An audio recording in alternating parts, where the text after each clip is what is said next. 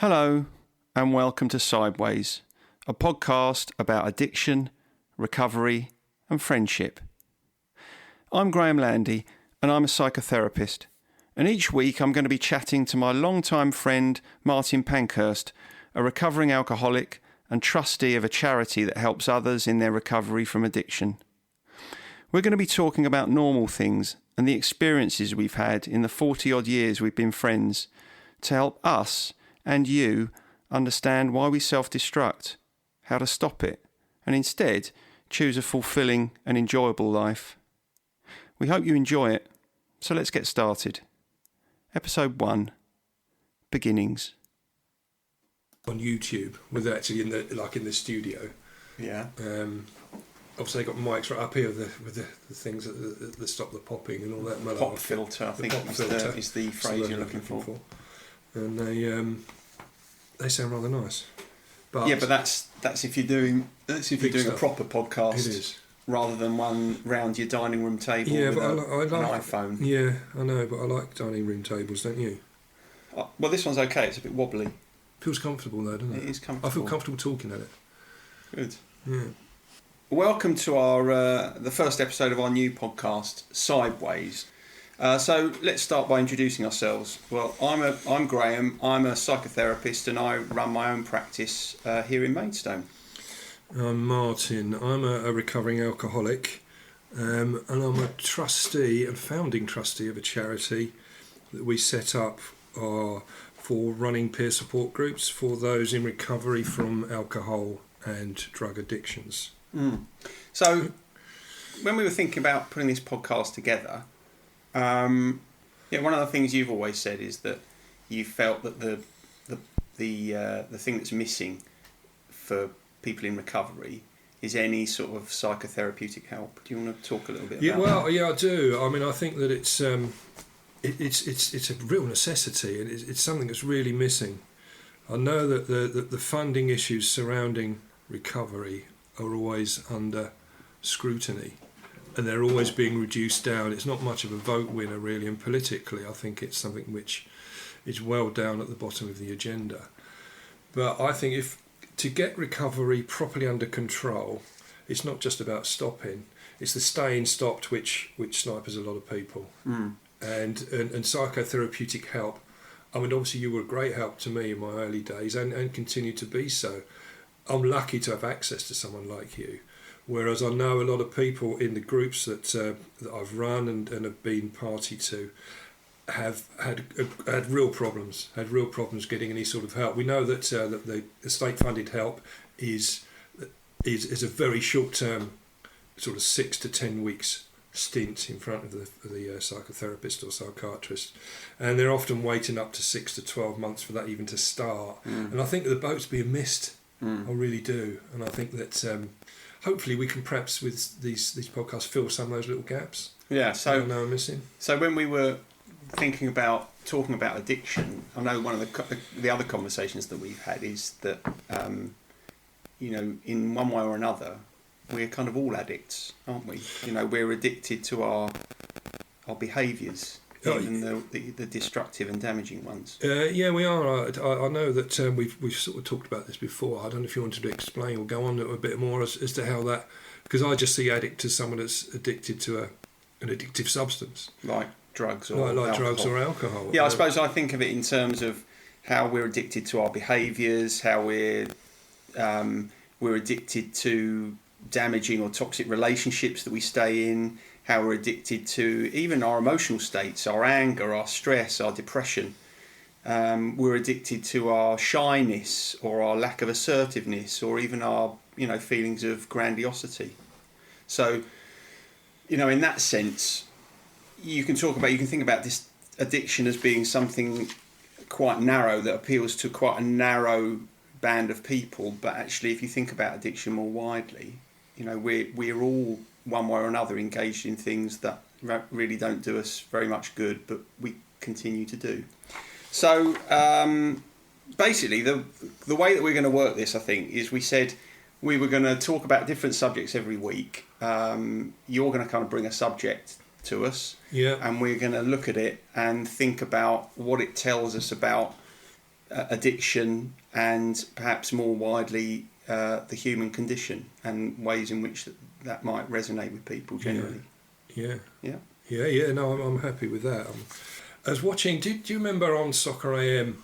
I don't know if you're watching the days when Helen Chamberlain was comparing it. And, no, I never watched it in those days. And there's a guy called Tubes on it. Do you remember Tubes? Tubes is still on it. Tubes is still on it, right? Yeah. Okay, I haven't seen it for some time. But I watched a little clip on YouTube about his addiction problems. I didn't realise that he had addiction problems, but I think there's quite a nice phrase that was brought up by the guy that was interviewing. That well, the question was, when did your hobby become a problem?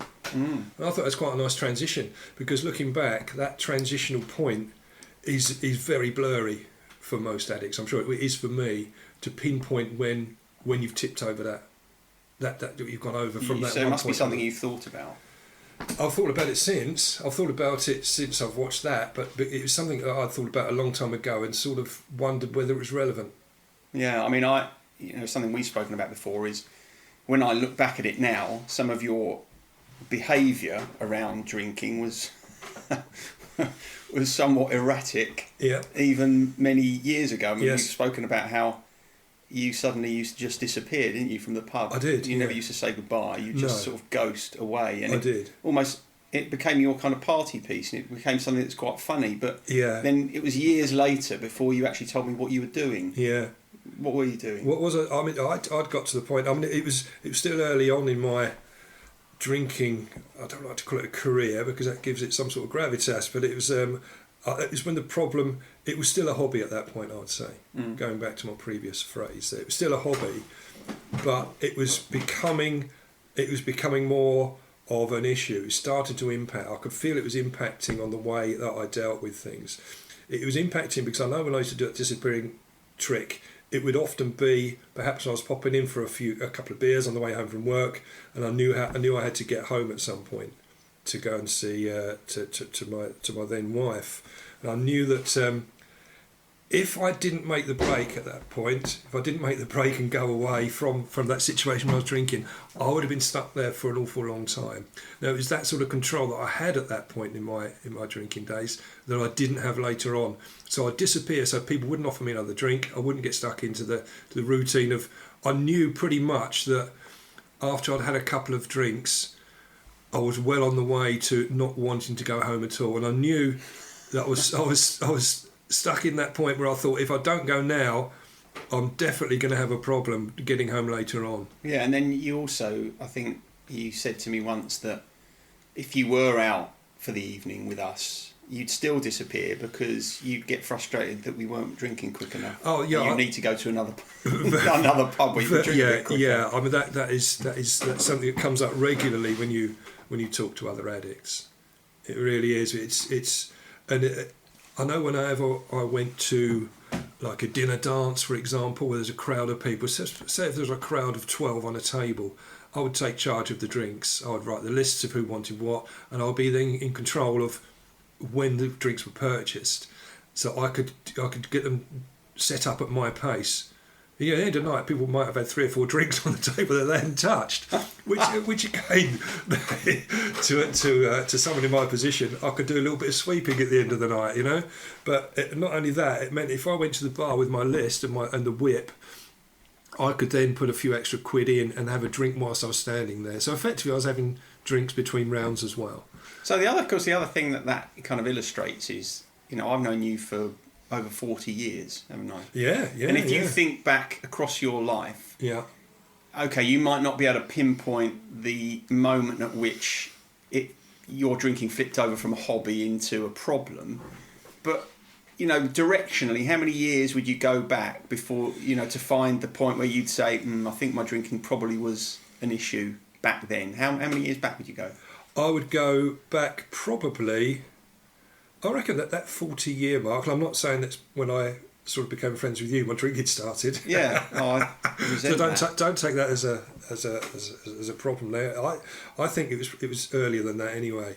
So longer than 40 years ago? I would say that I knew that the feeling that it gave me in my very early teens when I started to drinking was what I wanted. So the reason I asked the question is because is another kind of interesting thing, which is you can know someone for years and years and years and years and years, and you can not know that kind of massive thing about them, that they've got this issue that either is bubbling under or it's raging.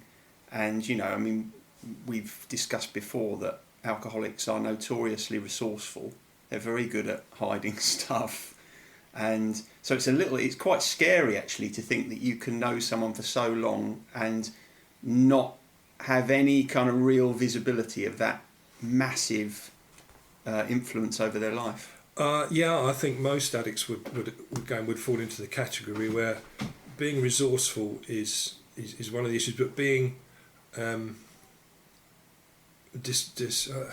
suppose not telling the truth to people, and certainly not telling the truth to yourself, but you hold on to this. The last thing you want is for someone to say, "Do you have a drink problem?" or "Are you drinking too much?" So you go to the ends of the earth to protect your image, to protect the hold the addiction has on you, but you protect the fact that you want to continue. So you're still protecting it even when you've got to the point where you know quite clearly you've got a problem with alcohol. Oh yeah, very much so. When you're living in a village and you're having to go to separate shops, so yes. So they don't start to be suspicious of the fact that you're going and buying vodka every day. That's it. Yes, I mean that image. It comes back to being as the drinking gets worse, you're still a functioning alcoholic, and all the time you're functioning, you're holding down a job, etc. You, as the disease progresses or the condition progresses, you become more resourceful, but you're very conscious that people don't pull you up on that. You're very conscious about what your image at that stage, and that's not just me. That comes out a lot in the groups. Yeah. It's something that everyone wants to protect, because they know the minute that someone pulls them up on it or admit to themselves that they've got a problem, you've got to deal with it. So even in situations where really it's pretty obvious to people that you've got a problem, if they're not actually speaking it, you can kind of maintain this denial. Yeah, you can. But I think you become as your drinking progresses, you also get paranoia creep in, and that paranoia is normally associated with people that take other sorts of drugs and smoke weed, but the paranoia is very evident, and certainly I remember it dominating my thought pattern. So just on that kind of the subject of trying to maintain your the image of you as a social drinker rather than a problem drinker. What's your view of interventions? So what's it like for an addict if someone says, "Listen, I know you've got a drink problem." What's that like? What do you think that's like for someone to be confronted with that? Because you've described how addicts work very, very hard not to get to that point. Yeah. So what happens when it does confront you? When someone confronts you about it, it's straight to denial. Yeah. Obviously, and that maintaining of the image becomes even stronger, because so the minute that someone mentions it to you, you redouble your efforts. So it pushes you underground. Yeah, it does. Yeah, it does. I mean, interventions. In the local recovery hub, they've had over the years with varying success intervention units. So people would go out on an intervention on the behest of normally partners, husbands, wives, etc., to go and see people. But to get people from that stage of someone being worried around them to them actually doing something about it is a long struggle. Yeah, as I've said to you before, it's like someone telling someone to come to therapy. Yeah, it doesn't work. No one likes being told what to do. No. I mean, certainly not when it's something that is dominating your life. In such a major part of your life that if someone dares to try and take that away from you, you're going to defend it at all costs. Yeah. Even though you know deep down that it's doing you wrong, the reason you stay there is because you can't see a life without it. Yeah. And that's a pretty dark place to be. It is a dark place to be. There was another quote that I came across the other day, which I hadn't heard before, but which was trying to explain to people that don't have addiction problems what the initial rush is when you first get a when you first get into taking drugs or drinking to excess.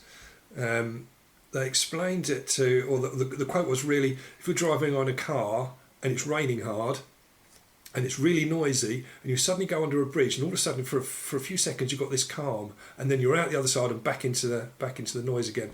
Now that bridge represents really how you feel when you first start to take drugs or we start to drink. Just that moment of serenity before you hit life again, and it's that what we chase. We chase that moment under the bridge. Yeah, because the moment under the bridge is relief. It is, yeah. It's a metaphor actually. It is. Yeah, It's for those few seconds you don't have to feel, do you? No, you don't you have to. You don't have to kind of hear the rain on the car. You can block it out. That's what you are literally doing. You're literally blocking out. You are. The quote was used by a heroin addict because it is a very quick hit, and then you're back out into reality after a while. But I thought it was quite a nice way of explaining it, really, and something that most people can relate to. So actually, in that same sense, that means that the prospect of moving from addiction into recovery is having to tolerate the rain hammering down on the roof all the time. Yeah, you have to learn to dance in the storm, as they say, and I think that you come to terms with it. So the avoiding, you can't stay under that bridge forever, and that's what I tried to do. I wanted that bridge to be forever. I never wanted to come out the other side, and that's what you know. But to maintain that, you've got to effectively remain drunk or high for 24 hours. And just on that subject, what was it that caused you to come out the other side? What caused me to come out the other side? In my case, it was I had an illness. But that wouldn't be enough to bring everybody out the other side. No, it wasn't initially. I'd had enough. I'd had enough of it. I'd had enough of feeling poorly. I'd had enough of having to chase the. It's very stressful being an addict. There's nothing nice about it. When it gets to that point where it dominates every moment of every day, there's nothing pleasurable about it. Some people see addiction as a sort of moral malaise, and you're partying the whole time. You're really not. That finished a long time ago before it gets to the real problem. So what do you think it is that keeps people in the stress and the chaos of addiction? Not being able to see a life without it. Yeah, so it's like the pain that you're in, at least it's familiar. It's familiar, yeah. And the prospect of coming out of that familiar pain means you've got to go somewhere unknown. Yeah. And there's always that chance it could be worse. Yeah. That's certainly with physical. Do you see that with people when they're sure. with other sorts of things? The reason they stay in that comfort zone is because it's comfortable. It is comfortable. It's painfully comfortable. Yeah. It's familiar. Yeah. And so, you get up every day. It's shit, but at least it's your shit. Yeah. And I think we massively underestimate what a powerful motivation that is. I'll stay where I am because it's bad, but at least I know what it's like. Which is tragic, but true. It is true. And with addiction, you've got the extra layer of the fact that you feel like really do feel like you're at the bottom of a well. Yeah. And the sides are very sharp, and there is a little bit of light right up the top there, but you've got no way of reaching that.